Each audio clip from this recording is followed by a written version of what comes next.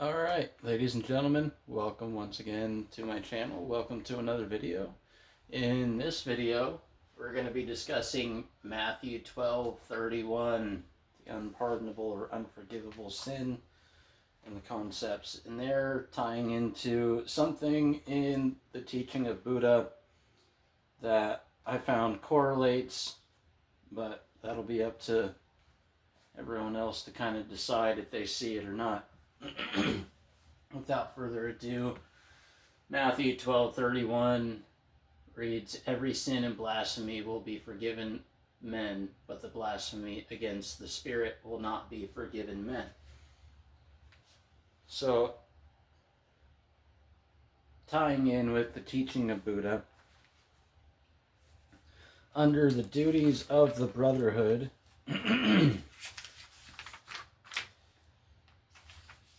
in Section 3, Practical Guide to True Way of Living,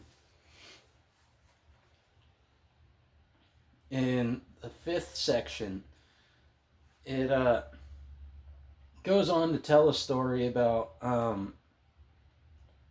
essentially some resentment and bitterness within a family household, or within a family, and the reconciliation of that. Excuse me. Goes on to say, righteousness is never lost forever unless one casts it away oneself. Righteousness occasionally may seem to disappear, but in fact it never disappears. When it seems to be disappearing, it is because one is losing the righteousness of one's own mind.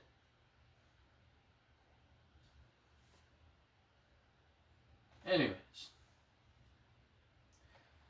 while the specific verbiage may not match up between Matthew 12:31 and this area of the teaching of Buddha, I find the principle to be the same, that righteousness is never lost forever unless one casts it away oneself. I mean, at least what I've been hearing in the Christian community is, unless you hold the idea within your mind that you've committed the unforgivable sin, then you haven't, right? If you can still go to a church and feel like you've been forgiven, then you haven't committed that sin. Whether or not that's actually true teaching, I fail to see if that's actually true. But every sin and blasphemy will be forgiven men. Righteousness never fully goes away. Unless you cast it out yourself, it's still there, right? I try to teach people that, like, if you feel guilt,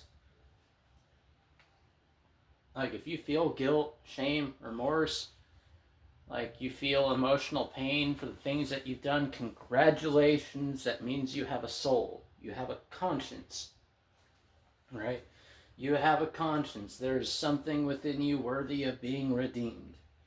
But if you don't have one of those, how can you be redeemed? Like, how can you be redeemed for that, right? Like, you gave up your conscience, you gave up your soul, you sold your soul. How can,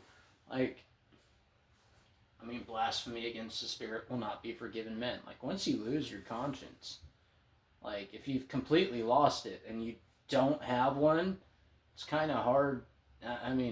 From a psychological standpoint, it's kind of hard to regain that.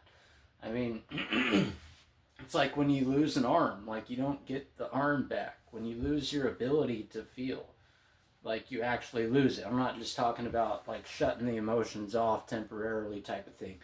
But once you actually lose that ability to feel, like, that area of the brain no longer works, it's disconnected and all contorted, like, good luck, But I teach people that if you have those feelings of guilt, shame, and remorse, you have a conscience that's telling you that you still have an opportunity to clean things up, right? There allegedly is such a thing as being too far gone, being irredeemable, right? There is such a thing. Whether that, it's not really our are called to make when it comes to that with ourselves or other people, right? The proof's in the pudding. However, I just thought that that was an interesting correlation. Again, the specific verbiage might not be there, right? It might not be the same wording or even close to the same wording, but the principle, hopefully you guys saw it. If not, keep coming back. But the principle's still there and still the same regardless. And that's just kind of it. Like, the only person that can destroy your conscience is you. Righteousness can only really be cast out of one's mind by their own actions and the things that they say and the things that they put out into the world, which touches on that whole concept of it is not what goes into the body of the man or the mouth of the man that defiles him, but what comes out, that teaching of Christ. Because ultimately it's not the things that we consume that make us, quote, unclean, right? It's the things that we do, the things that we say. That's what ultimately comes back to destroy us. That's what ultimately haunts us. That's what makes us unclean. Are the things that we say, the things that we do, disobeying one's own conscience, forgetting to use the conscience as one's moral guide and compass, right? So, hopefully you got something out of that. Kind of a shorter video on this one. But, yeah, if you did, great. If you didn't, keep coming back. Moving on to the Bhagavad Gita from here on out. Well, can't say from here on out, but from this point until we get through that one. All right, thanks.